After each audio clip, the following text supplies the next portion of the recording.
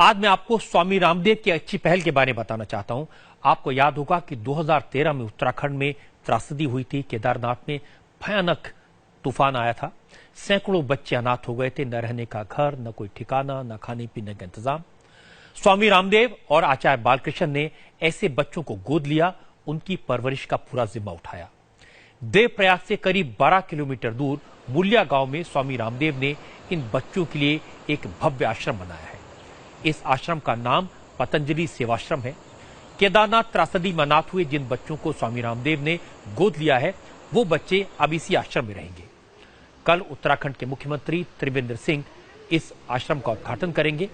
उद्घाटन से पहले इंडिया टीवी की टीम इस आश्रम में पहुंची, वहां की सारी फैसिलिटीज को देखा, बच्चों से बात की। बच्चों ने बताया कि उन्हें घर से बेहतर सुविधाएं सेवा आश्रम में मिल रही हैं।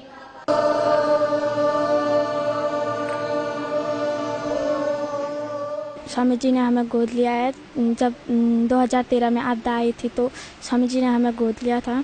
यहाँ हमें सब फ्री में खाने को, रहने को और हमारे अध्ययन के लिए मिलता है। इसके अलावा हमें जो अन्य चीजें सिखाई जाती है, योगा, हवन और संस्कृत मंत्र। मैं आप पतंजलि में रहती हूँ, पतंजलि सेवाश्रम में। मेरे को यहाँ बहुत अच्छा लगता है और यहाँ योग करना भी बहुत अच्छा लगता है। मैं बड़े होकर टीचर बनना चाहती हूँ। केदारनाथ में आपदा आई थी, उस कारण हम यहाँ आए हैं। स्वामी जी और आचार्य जी ने हमें गोद लिया है और हम पतंजलि सेवाश्रम मुलिया गांव में रहते हैं। मेरे पापा जी एक्सपायर हुए थे केदारनाथ आपदा में। अब इस आश्रम में 100 से ज्यादा बच्चे हैं, 40 लड़कियां हैं। बालक छात्रावास अलग है, बालिका छात्रावास एक और है। यहाँ बिजली पानी की सुविधा है, साफ सफाई की अच्छी व्यवस्था है। पतंजलि सेवाश्रम में रहने वाले बच्चों की दिनचर्या गुरुकुल जैसी है। सुबह 5 बजे उठो, योग करो, ध्यान करो, एक्सरसाइज करो। वेद पाठ करने के बाद सुबह 7 बजे नाश्ता होता है और फिर स्कूल बस से बच्चों को 24 किलोमीटर दूर टिहरी गढ़वाल के श्रीकोट में सरस्वती शिशु मंदिर में पढ़ने के लिए भेजा जाता है। सेवाश्रम में बच्चों की सेल्फ स्टडी की सुविधा दी गई है। बड़ी लाइब्रेरी बनाई गई है, स्टडी रूम है, बच्चे अपनी पसंद की किताबें पढ़ते हैं। इस आश्रम में खेल कूद से लेकर एक्स्ट्रा करिकुलर एक्टिविटीज तक की सुविधाएं हैं। बच्चों को ये सिखाया जाता है म्यूजिक क्या होता है, डांस क्या होता है। बच्चों के खाने पीने के अच्छे इंतजाम हैं। बच्चों के लिए हाइजीनिक तरीके से किचन में खाना तैयार किया जाता है। बच्चों का स्कूल सेवाश्रम से 24 किलोमीटर दूर है, लेकिन स्वामी रामदेव की कोशिश है कि पतंजलि सेवाश्रम में ही बच्चों के लिए एक स्कूल बनाया जाए। इस पर काम किया जा रहा है।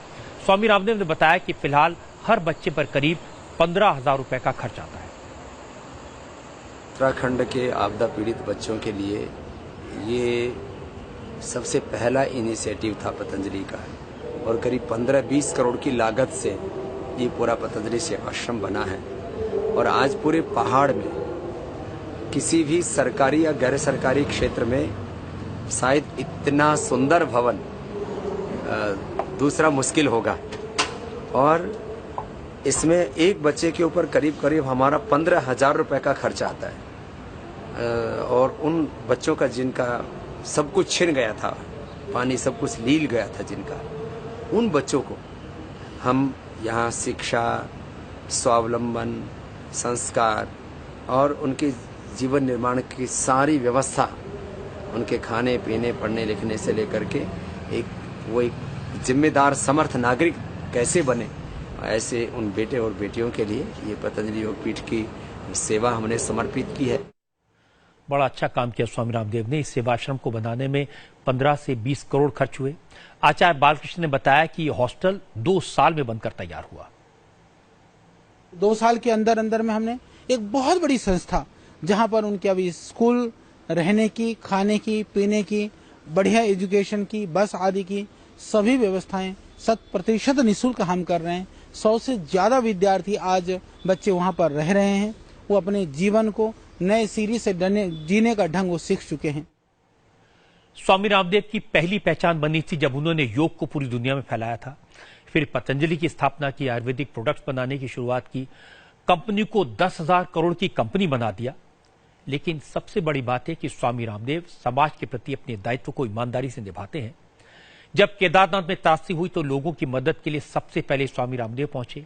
नेपाल में भूकंप आया तो स्वामी रामदेव वहां लोगों की मदद के लिए पहुंचे। स्वामी रामदेव ने शहीदों के बच्चों की चिंता की, शहीदों के बच्चों की परवरिश का वादा किया, अब उसे पूरा करने का प्लान बनाया जा रहा है। ये बड़ी बात है। दूसरे लोगों को स्वामी रामदेव से प्रेरणा लेनी चाहिए।